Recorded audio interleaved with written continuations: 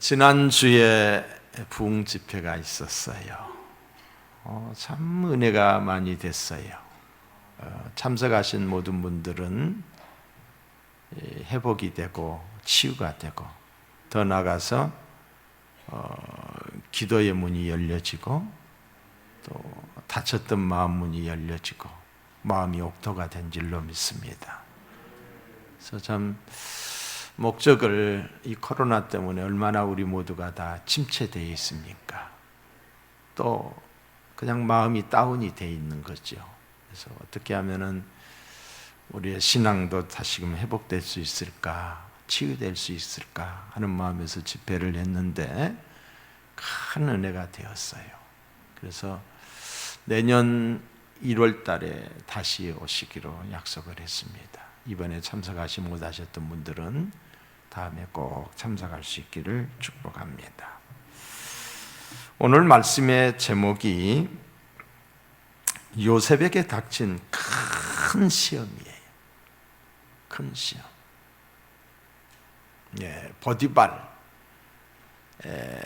보디발의 집에 그 시히대장 바로의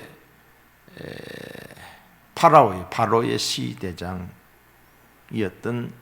이 보디발의 가정 총무가 된 요셉에게 가정 살림을 전체를 다 떠먹게 된 요셉, 성공한 요셉에게, 노예로 끌려와서 성공한 요셉에게 큰 시험, 엄청난 시험이 다가왔습니다. 이런 시험 앞에서 우리가 어떻게 해야 될 것인가에 대한 교훈이 오늘 말씀의 핵심입니다. 시험에는 두 가지가 있습니다. 크게 나누어서 하나는 하나님이 주시는 시험이 있어요. 하나님이 아브라함을 시험하사 그랬잖아요. 하나님이 주시는 시험이 있고 또 하나는 마귀가 갖다 주는 시험이 있습니다. 마귀. 하나님이 주시는 시험은 우리를 복되게 하기 위해서 훈련의 과정이에요. 연단의 과정이에요. 더 귀하게 더 크게 쓰기 위한 선하신 목적으로 하나님이 우리를 시험할 때가 있어요. 이 하나님이 주시는 시험 앞에는 우리가 합격하셔야 될 줄로 믿습니다. 합격점을 받아야죠. 근데 사탄이 주는 시험은 죽이고 멸망시키고 하나님과의 관계를 단절시키기 위해서 죄를 짓게 하기 위해서 사탄이 갖다 주는 시험이 있어요. 유혹으로 다가오는 거죠. 유혹. 이 사탄의 시험 앞에서는 우리가 이겨야 될 줄로 믿습니다. 어떻게 해서든지 이겨야 돼. 이 요셉에게 사단이 갖다주는 이 시험이 다가온 거예요. 요셉이 어떻게 이겼는지 오늘 본문을 통해서 은혜 받기를 소망합니다. 자, 오늘 여기 본문 7절에 보시면은 그 후에라고 기록하고 있습니다. 그 후. 자, 7절을 볼까요? 그 후에 그의 주인의 아내가 요셉에게 눈짓하다가 동침하기를 청하니 그 후에. 자, 이 말은 그 이전에 무슨 일이 있었음을 직감하게 됩니다. 그렇죠? 그 후에라고 하면 그 전에 무슨 일이 있었음을 우리가 느끼게 되잖아요. 자, 무슨 일이 있었습니까? 6절을 한번 볼까요? 주인이 그의 소유를 다 요셉의 손에 위탁하고 자기가 먹는 음식 외에는 간섭하지 아니하였더라. 요셉은 용모가 빼어나고 아름다웠더라 그랬어요. 노예로 끌려온 요셉이 보디발로부터 인정을 받아서 보디발의 집에 가정 총무, 가정의 집사가 됐습니다. 가정의 살림과 또 많은 종들을 거느리는 인사권을 가지고 되었다는 것이지. 11년 만에 엄청난 성공입니다. 성공의 때입니다. 이제는 더 이상 고생에서 벗어나 편안하다 할 때입니다. 이때 유혹을 받습니다. 잘 나갈 때, 잘 되었을 때. 사람이 가장 극복하기 힘든 시험은 어떤 외부적인 고난, 육체의 질병, 가난, 이런 것이 아닙니다. 실패도 아닙니다. 큰 환난과 시련을 잘 견디었던 사람도 이 유혹 앞에 힘없이, 맥없이 쓰러져 버리는 경우들을 많이 보게 됩니다. 물질의 유혹 앞에, 이성의 유혹 앞에, 명예의 유혹 앞에 지금까지 쌓아놨던 모든 것들을 다 물거품화 시켜버리는 경우들을 보게 됩니다. 영국의 비평가임의 역사학자인 토마스 칼라일은 이런 이야기를 했어요.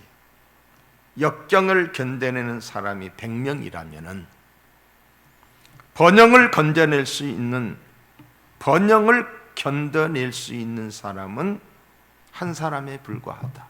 역경은 잘 통과했는데 번영, 잘 될 때 많은 사람들이 넘어지고 무너지고 잘못되기 쉽다는 것입니다. 보디발의 아내의 유혹은 사탄의 유혹이었습니다. 죄를 짓게 하려는 사탄의 유혹이었습니다. 하나님으로부터 멀어지게 하는, 하나님과 단절되게 하는 사탄의 강력한 시험이었습니다. 계획적으로 다가온 거예요. 보디발의 아내를 통해서. 에레미야 5장 25절에 보시면은 너희 죄가 너희에게 오는 좋은 것을 막았느니라 그랬어요. 하나님으로부터 내려오는 좋은 것을 죄가 막아버린 거예요. 죄가 하나님과 우리의 사이를 단절시킨 거예요.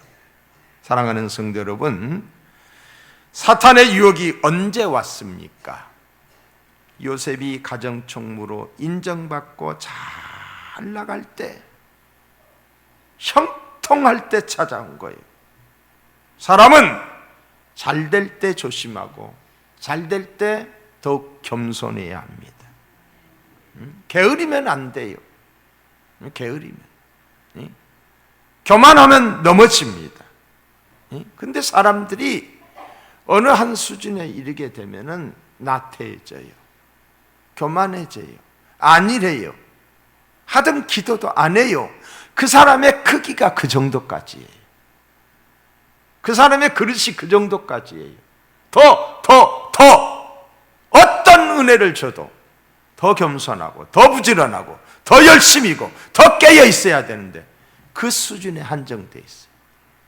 그 사람의 크기예요. 그릇대로 하나님이 채워주시는 줄로 믿습니다.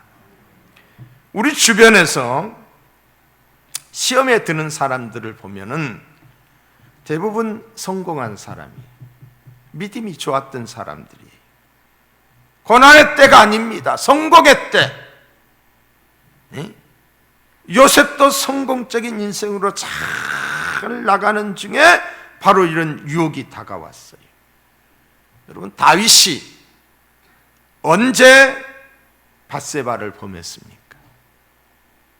언제 다윗이 넘어졌습니까? 다윗이 왕이 되고 난 다음에 하나님이 함께 하심으로 성경에 보면 그렇게 기록이 되어 있어요. 형통했더라 그랬어요. 하나님이 함께 함으로 전쟁에 나갈 때마다 승승장구했어요. 이겼어요. 그래서 나라가 부강해지고 나라가 평안해졌어요. 여전히 전시 상황이에요. 그렇다고 한다면은 왕이 전선에 나가서 진두지휘를 하면서 군인들과 함께 했어야 됐어요. 옛날 왕은 그랬던 거지요. 근데 군사들은 다 나가서 전시 상황에서 대치를 하고 있는 상황에 다윗이 어땠어요? 늦게까지 자다가 늦게 일어나서 왕궁 옥상에 올라가서 거닐다가 밑에서 목욕하고 있는 여인을 보게 된 거예요. 여인을 보는 순간에 정욕이 발동하기 시작한 거예요. 못된 정욕이. 그래서 그가 어떤 죄를 짓습니까? 살인죄를 지어요. 간접살인을 한 거죠. 그가 죽인 거나 마찬가지예요. 그리고 간음죄를 지어요. 거짓말을 해요. 또 남의 집 아내를 빼앗아요. 이게 뭐예요? 4개의 계명을 다 어기는 거예요. 여러분, 한가한 머리는 사탄의 작업장이 될 수가 있어요. 우리가 하나님의 일을 하면서 머리가 바쁘게 움직여야 돼요. 한가한 시간에 사탄이 그 머릿속에 침투한다는 거지. 그렇습니다. 사탄은 성도가 주로 형통할 때 찾아와 성도를 유혹하여 넘어뜨리는 것입니다. 기도 응답을 받았어요. 기도해서 잘 됐어요. 여러 가지 축복도 받았어요. 그러면 더 잘해야 되지 않아요? 근데 그렇지 않아요. 우리 교회 안에도 보면은 옛날에 금식 기도했고, 옛날에 철야했고, 옛날에 기도 많이 했고, 옛날에 능력도 받았고, 그런데 지금은 아무것도 하지 않아요. 아무것도 하지를 않아요. 주일 성수도 겨우겨우 하고 있는 거예요. 이래서는 안 되잖아요. 시험에 든 거지요. 성도는 잘 될 때, 잘 나갈 때 교만하거나 자만하면, 나태하면 아니 됩니다. 더욱 영적으로 깨어 있어야 되는 거죠. 나라도 마찬가지예요. 잘 될 때 더 잘해야 되는데, 여러분, 우리나라가 너무 갑자기 잘 사는 나라가 된 거예요.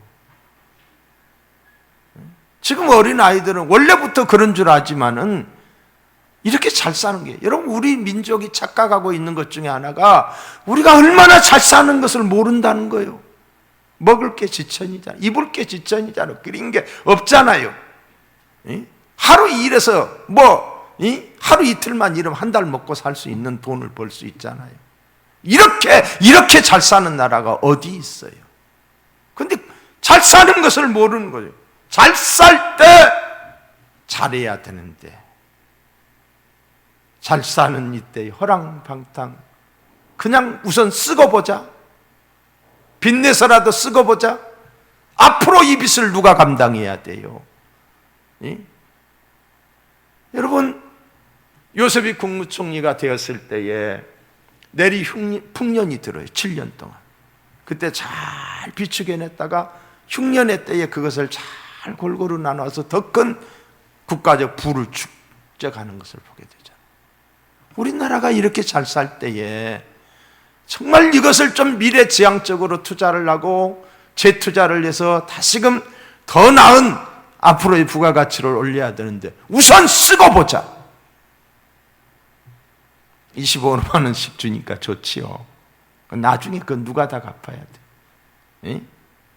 여러분, 아파트 값 올라가니까 좋지요? 세금 억수로 걷어들여요. 그거 다 써버려요. 어떻게 해요? 안타까운 게 한두 가지가 아니에요. 그래서 다음 지도자는 정말 국가를 생각할 수 있는 그런 좋은 지도자가 세워졌으면 좋겠다. 저는 그렇게 기도합니다. 자, 그 후가 어땠다고? 요셉이가 성공했을 때, 잘 될 때. 자, 두 번째로 그 후는 언제냐? 가장 멋있고 빛이 날 때입니다. 다시 말해서 인기가 절정에 오를 때. 인기가 절정에 오를 때. 자, 7장 6절을 다시 한번 볼까요?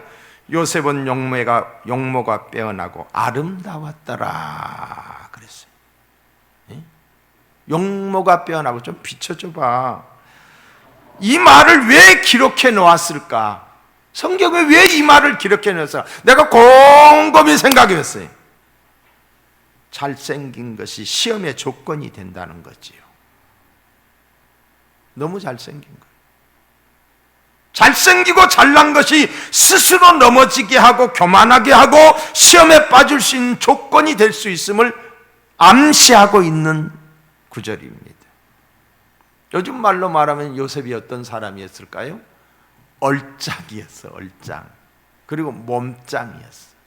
누가 봐도 멋있다. 에? 멋있다. 한 번 더 뒤돌아보고. 에? 멋있었어요. 그리고 그의 나이가 지금 몇 살이? 28살. 막 빛이 나는 때, 빛이 나는 때. 주인 보디발의 아내로부터 이 유혹을 받게 됩니다. 그러니까 보디발의 아내가 그를 보면서 그냥 참 잘생겼다, 그냥 똑똑한 노예다, 이렇게 보는 게 아니라 성적인 매력을 느낀 거예요. 유혹을 느낀 거예요. 사랑의 감정이 결코 아니에요. 사랑의 감정이 아니에요. 욕망이지. 잘못된 삐뚤어진 욕망이 발동한 거예요. 인간적으로 요셉이 주인 아내의 눈에 들게 된 것은 인간적으로 어떤 면에서 잘 된 거예요. 왜 잘 됐느냐? 여러분, 즐길 수 있잖아요. 즐길 수 있고 더 큰 성공으로 나아갈 수 있기 때문에. 왜? 주인 마님을 발판으로 해서 더 좋은 자리를 오를 수가 있는 거지요. 그러나 요셉은 즐기면서 타락하기보다는 하나님의 눈을 의식했어요. 하나님이 보고 있음을 의식했어요. 그리고 그는 그 유혹을 물리칠 수 있었던 거예요. 자기 의지로 이긴 게 아니었다는 거지요. 하나님 때문이었어요. 자, 보실까요? 다시 7절 봅니다. 그 후에 그의 주인의 아내가 요셉에게 눈짓하다가 동침하기를 청하니 보디발의 아내가 집요하게 요셉을 유혹합니다. 막 눈짓으로 유혹하는 거예요. 눈짓으로. 응? 눈짓으로. 안목의 정욕이지요. 안목의 정욕. 유혹을 이기려면은 보는 것을 조심해야 돼. 보는 것. 못 본 걸 봤으면 하고 털어버려야 돼. 성경에 보면은 그런 말이 있잖아요. 보암직하고 먹음직하고 탐스럽기도 한지라.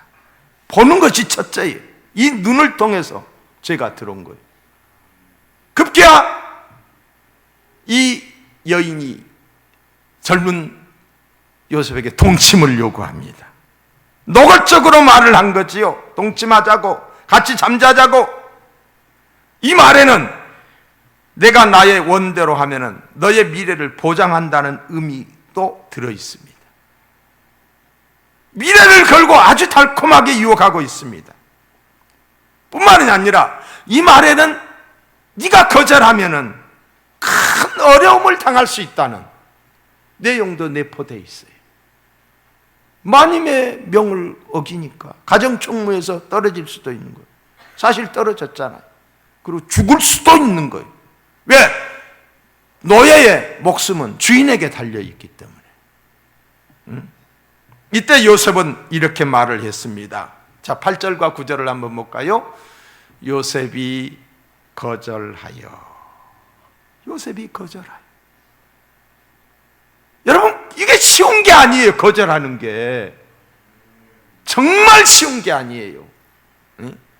거절하며 자기 주인의 아내에게 이르되 내 주인이 집안의 모든 소유를 간섭하지 아니하고 다 내 손에 위탁하였으니 이 집에는 나보다 큰 이가 없으며. 주인 다음으로 요셉이 높은 사람이에요. 주인이 아무것도 내게 금하지 아니하, 모든 걸 다 맡긴 거예요. 금한 것은 당신뿐이니 당신은 그의 아내임이라. 그런즉 내가 어찌 이 큰 악을 행하여 하나님께 죄를 지으리까. 요셉은 주인집 아내의 유혹이 왔을 때에 단호하게 거절을 했어요. 단호하게. 이게 신앙이에요. 하나님이 원치 않는 것을 단호하게 거절하고 끊을 줄 아는 것, 이게 신앙이라니까요. 모세가 바로의 왕자의 자리를 거절했다고 그랬어요. 가만히 있으면 애굽의 왕이 될 수도 있는데 그걸 거절하고 자기 민족과 함께 고난받기를 원했다라고 성경은 기록하고 있어요. 거절할 것 거절하고 끊을 것 끊고, 그게 바로 신앙생활이라니까요. 다 이것도 좋고 저것도 좋고 좋고 그게 무슨 신앙생활이에요? 틀린 것은 틀린 거지요. 자, 거기 보시면 내가 어찌 이 큰 악을 행하여 하나님께 죄를 지으리요 그랬어요. 악을 행하여 하나님께 죄를 지으리요. 악과 죄를 분명하게 규정하고 있어요. 이건 악이다, 이거는 죄다. 당시의 애굽 사람들은 이런 일을 죄라고 규정하지 않았을 거예요. 죄가 죄인데 죄라고, 악이 악인데 악이라고 생각하지 않았다는, 이게 무서운 거예요. 이게 무서운 거예요. 분명히 그게 죄인데 무지한 거예요. 죄인 줄을 모르는 거예요. 그러니까 죄를 그냥 짓고 있는 거예요. 여러분, 인권이라는 개념이 언제 우리나라에 생겨졌어요? 그냥 그렇게 사는 줄 알았어요. 머슴으로 살고 종으로 살고 억압과 착취를 당해도 그렇게 팔자다, 운명이다, 이렇게 살아왔어요. 그런데 이 인권이라는 게 내 고유의 인권을 알게 된 거잖아요. 그러니까 자기 인권을 주장하는 거예요. 그러니까 이런 그 못된 이 지도자들은 국민들을 개돼지로 만들어요. 어떻게? 우민 정책을 써서 모르게 만드는 거예요. 모르게. 그렇게 사는 것처럼 그렇게 만드는 거예요. 그러니까 요셉이 이것은 악이다, 이거는 죄다, 의식이 살아있는 거지. 여러분, 앞으로 우리나라, 제가 정직한 자가 이 나라의 지도자가 되게 하옵소서, 이건 굉장히 중요한 기도입니다. 여러분, 지도자들 중에 능력 있고 힘 있고 그냥 결단력 있고 일 잘하고 추진력 있고 그래요? 그런 사람이 도덕적으로 윤리적으로 잘못되어 있고, 마음이 약한 사람이면 제2의 히틀러가 나오는 거예요. 무서운 줄 아세요? 정직한 하나님을 두려워하는 인성의 바탕 위에 그리고 능력이 있어야죠. 그런 게 없이 능력만 있게 되면 국민을 개돼지로 만든다니까요. 사람들이 그런 걸 몰라요.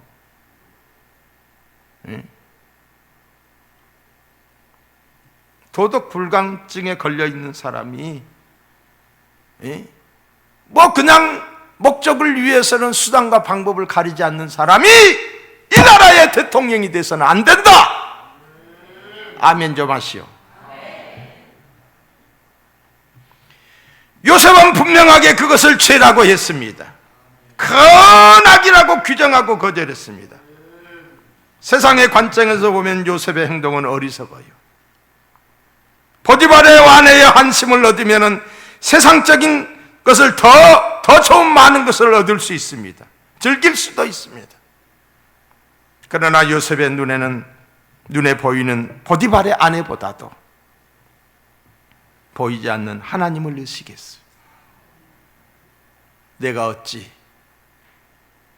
이 큰 악을 행하여 하나님께 죄를 지으리이까? 하나님이 보고 계십니다. 하나님이 알고 계십니다.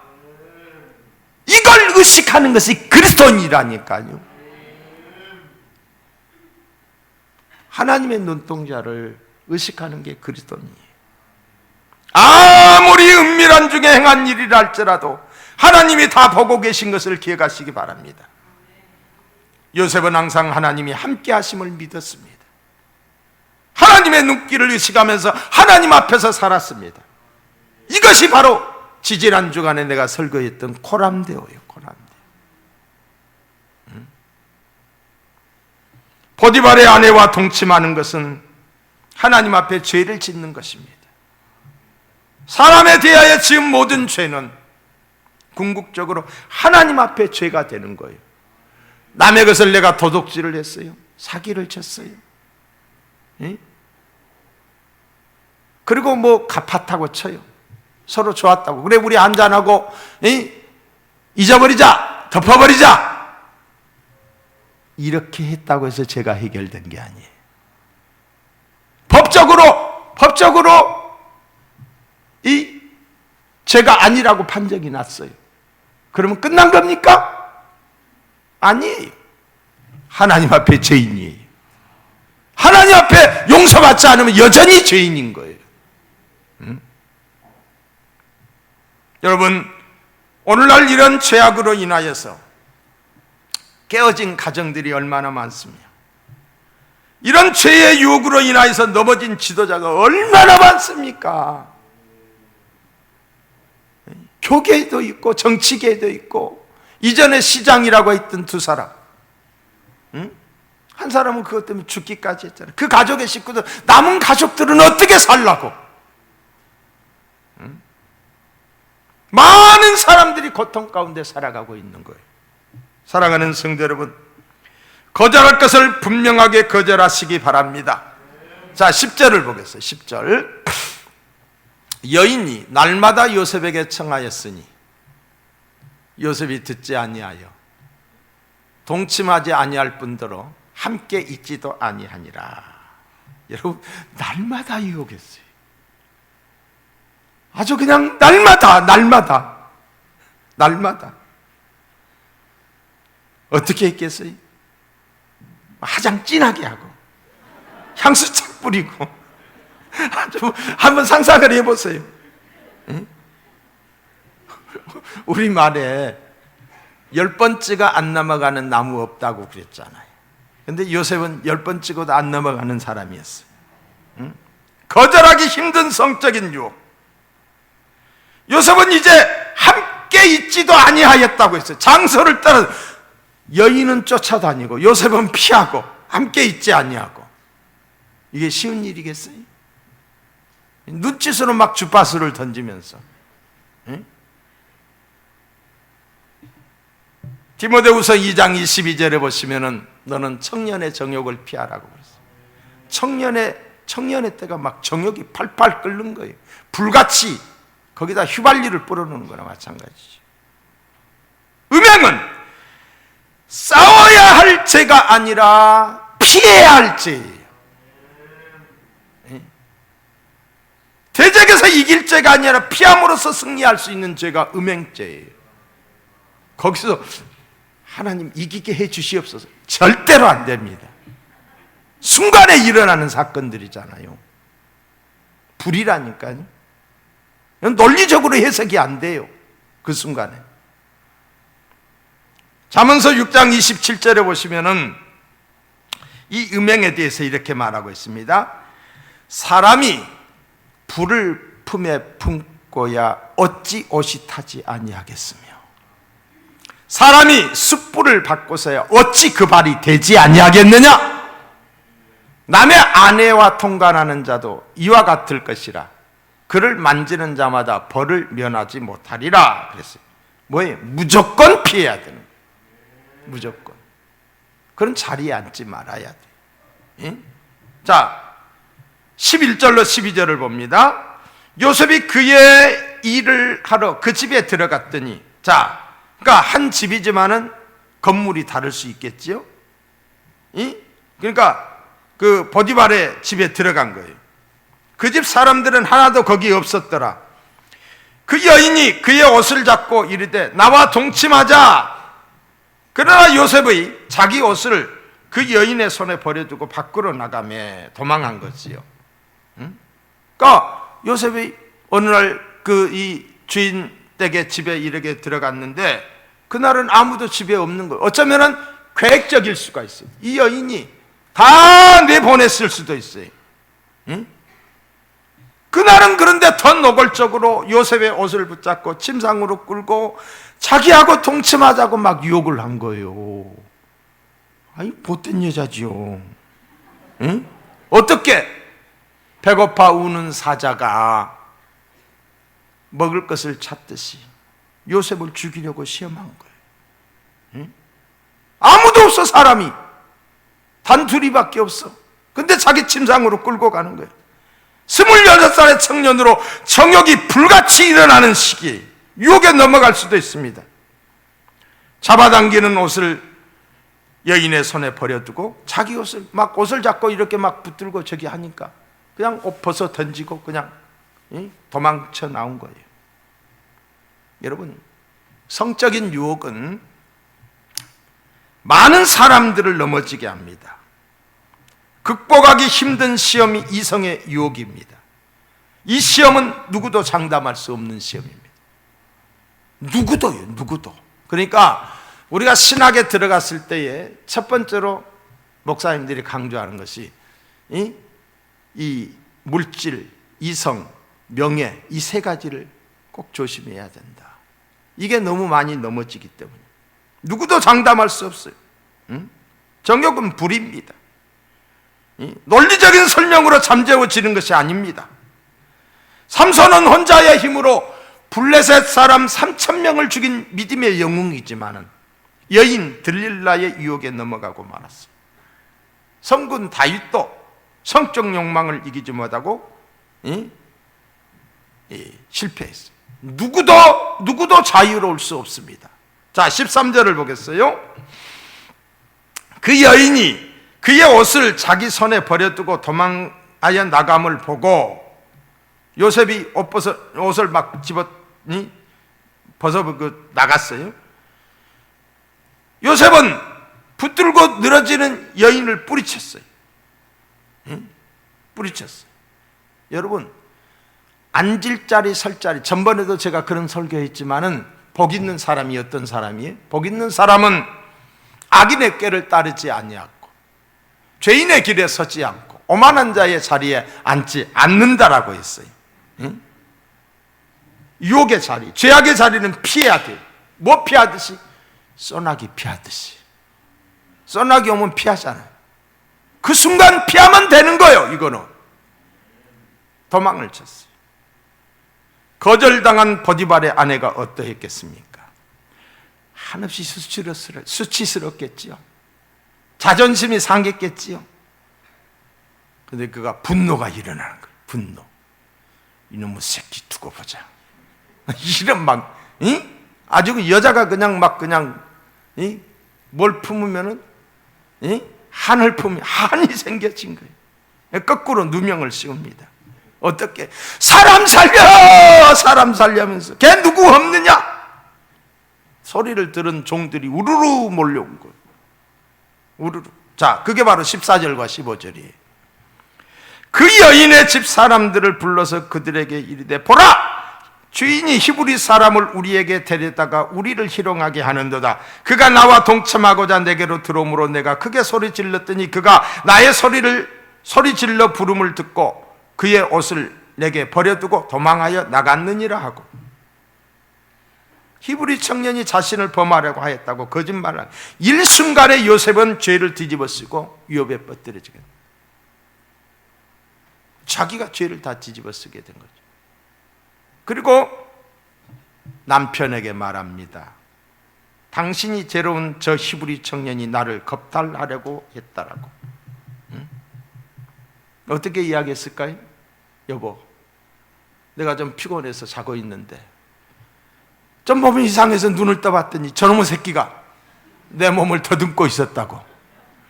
그래서 내가 일어나서 소리 지르니까 벗은 옷을 놔두고 도망쳤다고. 이거 보라고. 이게 증거라고. 여러분, 완전.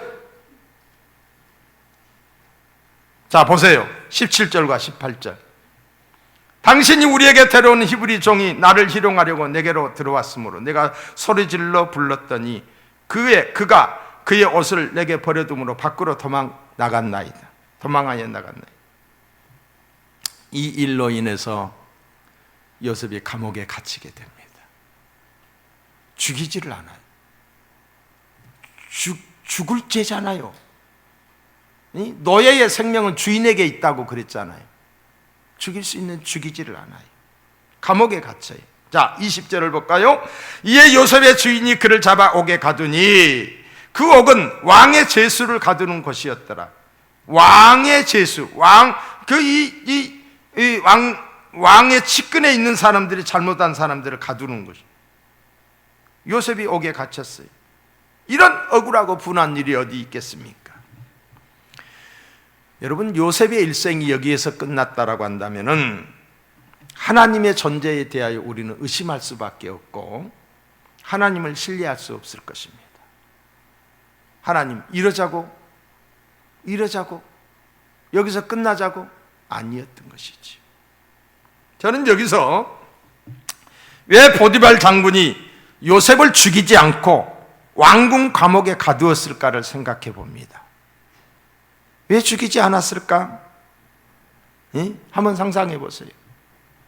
내 아내를, 그것도 머슴이가 겁탈을 하려고 했는데 그냥 지나가요? 있을 수 없는 일이죠. 추측해 봅니다. 왜 보디발이 요셉을 죽이지 않고 감옥에 가두었는가? 보디발이 요셉을 믿었던 거예요. 보디발이 요셉에 대해서 알았던 거예요. 정직한 사람이고 하나님이 함께하는 사람이라는 것을 알았던 것이. 근데 어느 날 퇴근해서 보니까 아내가 난리를 치는 거예요. 저놈이, 요셉이 나를 겁탈하려고 했어요. 난리를 치는 거예요. 이때 보디발이 어떠했겠어요? 여인의 아내의 말만 들었겠어요? 신이 많은 가정의 총무인데 불러서 전말을 조사했을 거예요. 조사해 보니 아닌 거예요. 그리고 요셉에 대해서 알잖아요. 누구보다도 자기 아내에 대해서 알잖아요. 아내가 어떤 아내라는 것을. 요셉을 유혹해 놓고 뜻대로 되지 않으니까 뒤집어 씌운 사건임을 짐작을 하게 된 거예요. 그러나 이미 소문은 다 퍼지고 말았어요. 집에 있는 종들도 다 알아요. 이제 가족들도 다 알게 됐어요. 외부에까지 소식이 다 퍼지게 된 거지요.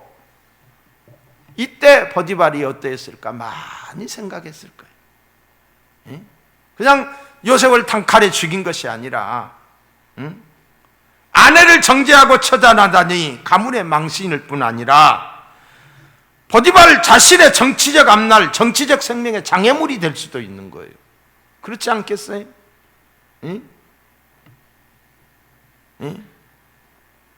정치적 그런 부담으로 다가올 수도 있었다는 거지. 그래서 보디발은 요셉을 죽이지 않고 감옥에 가두어서 가정도 보호하고 부인의 잘못도 덮고 요셉도 살려준 거예요.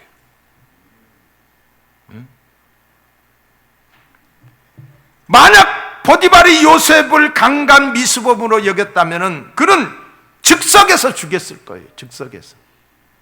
그러나 보디발은 그를 죽이지 않고 왕궁 감옥에 가둡니다. 여러분, 왕궁 감옥에 가두는 거예요.